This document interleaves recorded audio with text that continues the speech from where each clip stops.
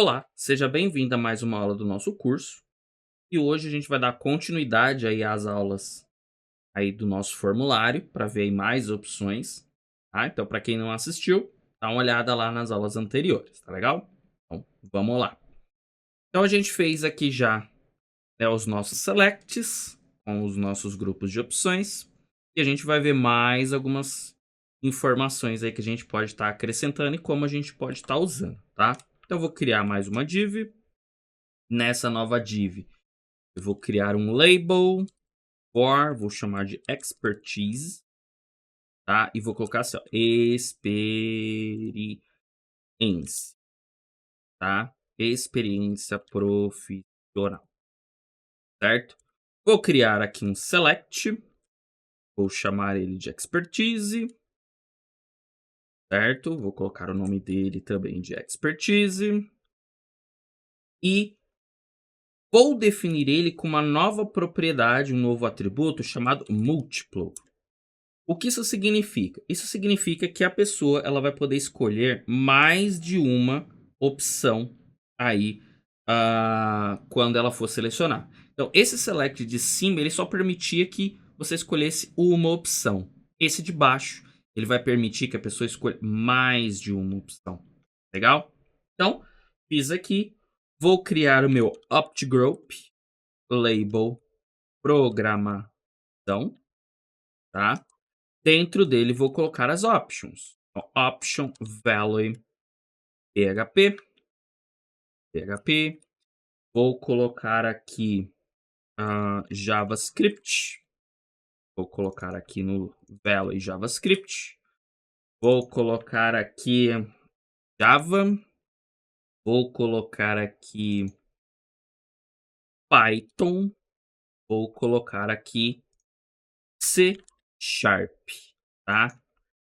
O C Sharp ele é interessante pelo seguinte, a gente escreve, né, o C Sharp dessa forma, C e o joguinho da velha, mas não é muito bacana você utilizar símbolos, né, quando você utiliza aqui no Valley. Você até pode, mas dependendo da situação, pode ser que você tenha problemas aí no seu código, no seu back-end, tá? Então evite ao máximo o uso de símbolos, né? Ou de uso de HTML. Então, por exemplo, eu poderia vir aqui no Valley e colocar uma tag aqui dentro. Mas aí eu posso começar a ter problemas, eu vou começar a precisar usar caracteres de escape e assim por diante, tá? Então, deem preferência para esse tipo de conteúdo dessa forma, tá? Vou criar aqui um novo OptGroup. Vou colocar aqui o label dele, banco de dados ou bancos de dados. Vou colocar aqui o option value. Vou colocar MySQL, MySQL, né? Então, MySQL. Vou colocar aqui MongoDB. Bom, MongoDB. Vou colocar aqui Postgres. E vou colocar aqui SQL Server, tá? Então, maravilha. Coloquei aqui mais de uma opção. Vou rodar meu código. Vamos ver como ele vai ficar. Então, agora vejam que eu tenho aqui uma caixa de seleção. Essa caixa de seleção eu posso selecionar mais de um. Então, como eu faço? Clico, seguro a tecla Ctrl e clico nos outros que eu quiser. Então, seguro Ctrl, clico, seguro Ctrl, clico, seguro Ctrl, clico. Para desmarcar, né, eu quero desativar esse cara, eu não quero mais ele. Segura o Ctrl e clica nele novamente. Então reparem que ele vai selecionar aí mais de um elemento, tá? Eu vou preencher aqui para vocês verem como que ele envia esses dados. Então eu vou colocar aqui meu usuário, admin, 123, admin. Vou colocar aqui e-mail. Vou escolher aqui uma data. Vou escolher um horário. Vou escolher o mês de início. Vou colocar aqui um telefone no formato válido. Vou colocar aqui o link do LinkedIn,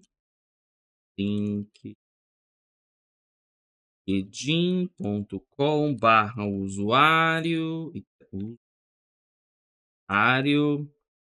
cor do perfil, vou escolher aqui, uma imagem qualquer, vou colocar que eu aceito os termos, escolher a escolaridade, escolhi as informações adicionais nenhuma, vou enviar, tá. Reparem o seguinte, no expertise, então se você der uma olhada, ele enviou várias vezes o expertise, tá. Então ele enviou aqui pra gente, né, um array aqui com opções, tá. Então quando você coloca ali, né, que ele é multi-seleção, a página que vai receber, ela vai receber aí um array, né, de opções. Então você vai ter lá vários itens expertise, e aí cada expertise vai ter aí um valor, tá legal? Então só para vocês saberem como que isso é enviado. Se vocês repararem aqui, ele mostra uma, duas, três, quatro linhas por padrão. Nós podemos controlar isso aqui no nosso select usando a opção size. Então, eu vou colocar, por exemplo, que ele vai mostrar 6 itens de uma vez só, tá? E agora eu tenho 6 itens. Dava para utilizar o size nesses outros selects também. Mas como é um select que é para você escolher uma única opção, acaba não ficando muito legal. Então, por exemplo, eu vou vir aqui, ó, no de cima, e vou colocar aqui, ó, size 2, tá? Vou salvar, olha aí. E não fica muito bacana você poder escolher aí, né, quando você só tem uma opção de escolha, para que ele apareça mais de uma linha. Então, eu particularmente não gosto, então eu vou deixar sem aqui. Eu prefiro utilizar o size quando eu estou utilizando uma caixa de múltiplas seleções. E aí você pode vir aqui, colocar, sei lá, 10, ficar maior, né, se for uma lista muito grande, né, você pode estar colocando dessa forma, tá? Então, bem bacana aí. Maravilha. Próximo item que a gente vai colocar é o seguinte. Coloquei aqui a escolaridade, certo? E aqui perto da escolaridade, eu vou colocar ah, mais uma div, tá? Mais uma div aqui. Vou colocar um label for city e vou colocar aqui, ó, cidade, tá? Essa cidade, a pessoa ela vai ter que colocar a cidade onde ela mora, tá? Então, obviamente, é um input do tipo texto, name, city, ID, city, required, né? Então, obrigatório. Vou colocar o max length de 255 caracteres. Vou colocar o placeholder, nome da cidade, certo? Vou salvar, vamos ver como ficou aí na nossa página, tá? Então agora eu tenho aqui, ó, o nome da cidade, a pessoa ela vai ser obrigada a preencher. Porém, tem duas formas de você fazer isso. Uma das opções é, se você tiver uma lista com todas as cidades, você pode fazer um select, que é o mais comum. Então, geralmente, o que acontece? Quando você vai preencher um cadastro onde tem lá o estado e a cidade, geralmente você escolhe o estado, então já coloca uma lista completa com todos os estados, e em alguns casos eles colocam também a lista das cidades que você pode escolher, tá? Agora, é possível também que a pessoa tenha uma lista de sugestões de cidades, mas ela possa escrever aquela que ela quiser, tá? Que é o que a gente chama de data list, tá? Então, vamos ver isso na prática. Criei o meu input aqui, vou colocar aqui uma opção chamada list cities, tá? Vai ser o nome do meu data list. E aí eu vou criar um data list com o ID que eu coloquei ali, ó, cities, tá? Esse data list é uma lista de opções que vai estar disponível para cidade. Então, eu vou colocar aqui option valley, então, Paulo, tá? Vou, vou colocar aqui um option value. Eu vou colocar aqui. ah, ó, vou colocar aqui Rio de Janeiro. Rio de Janeiro. Vou colocar aqui mais uma opção. Vou colocar aqui Curitiba. Curitiba, certo? Maravilha. Salvei. Vou atualizar aqui, ó. Então, até aí normal. Quando eu clico na cidade, ele sugere para mim, é como se fosse aquela lista de autocompletar automática, só que com as opções que eu escolhi. Ele pode escolher uma opção, tá, que tem aqui, ou ele pode digitar o nome da cidade dele. Ambos os casos são válidos. Então, ele pode escolher uma opção que não tenha na lista, ou ele pode simplesmente escolher uma opção da lista para poupar tempo, tá? Então, é para isso que a gente usa aí o datalist.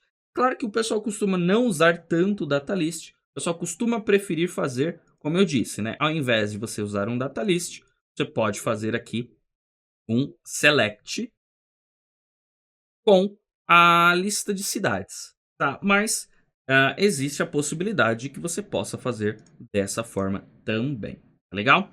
Então, maravilha. Nós temos aqui um formulário extremamente comprido e poluído, tá? Então, a gente vai começar a separar essas opções, separar os nossos elementos, para ficar mais fácil de entender.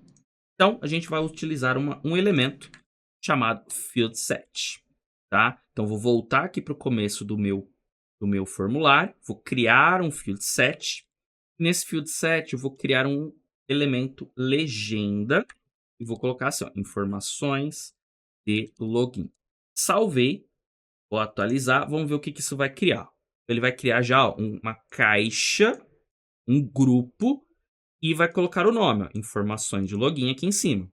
E aí eu vou fazer o quê? Eu vou pegar o meu nome de usuário e a minha senha, vou recortar e vou colar aqui, ó, certo? Vou salvar e atualizar. Agora eu tenho o nome de usuário e a minha senha pré-definido aqui dentro desse grupo informação de login, tá?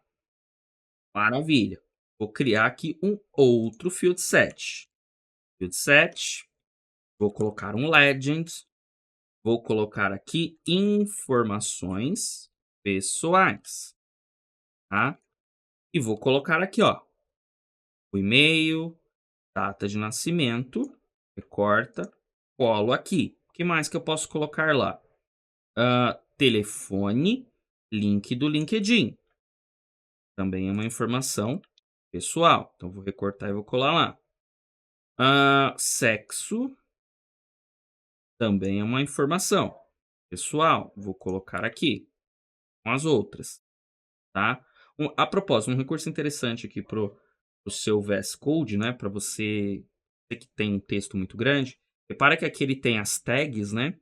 Você colocar o mouse aqui, ó, ele aparece essa setinha, você pode colapsar, pode esconder aqui o conteúdo, né? Então você pode ir escondendo aí, ó, partes do seu código que você não quer ver, tá? Então, por exemplo, como informação de login eu não estou usando, eu vou esconder, tá? Então eu tenho aqui, que mais informação pessoal eu tenho? Eu tenho aqui a escolaridade, eu tenho aqui a cidade, então isso são informações pessoais, tá?